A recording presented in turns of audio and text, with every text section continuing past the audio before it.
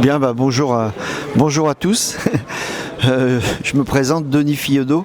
Je ne suis pas le producteur, hein. Je suis le salarié d'un week-end pour le domaine Les Terres de Malice. Le domaine Les Terres de Malice, c'est un domaine qui existe depuis 2007, créé par Corinne et Yvon Soto, dans un magnifique paysage de la vallée de l'Agly et du massif du Fenouillède. On est sur les appellations Côte du Roussillon Village ou Vin de France. Corinne et Yvon ont à cœur de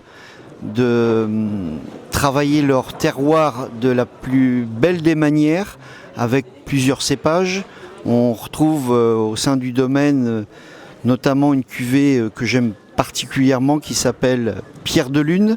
Pierre de Lune, c'est un 100% carignan sur des vignes qui sont plus que centenaires.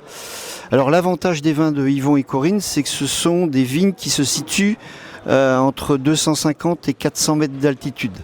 Donc on a non pas des vignes de plaine, mais des vignes de petite altitude avec des sols qui ont beaucoup de minéralité, beaucoup de fraîcheur. Voilà, donc contrairement à ce qu'on pourrait le penser, ce ne sont pas des vins puissants. Ce sont des vins complexes, mais beaucoup de fraîcheur, beaucoup de fruits. Voilà, on a une gamme de... je reviens sur cette cuvée Pierre de Lune, mais à côté de ça, on a une cuvée qui s'appelle Dès la mort, de l'amour. Donc là, on est à base de grenache, 80% de grenache. Ça, ce sont les vignes les plus hautes du domaine, à 400 mètres d'altitude, orientées nord-ouest, et 80% de grenache et 20% de syrah.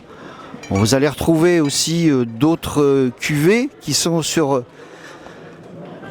ce petit présentoir. La cuvée Les Bordes, qui est un vin sur le fruit, lui vraiment un vin pour le printemps, l'été. On est sur un degré à 12,5.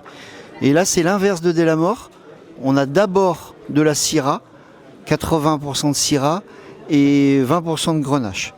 Voilà, on a une petite cuvée aussi en rosé, mais que j'en ai très peu. La cuvée Félicis, grenache et syrah aussi, un rosé de saignée. Voilà, quoi dire d'autre donc depuis 2007, oui, le domaine est en bio, la création 2007, et la labellisation s'est faite en 2010. Voilà, donc c'est un beau parcours de ce duo.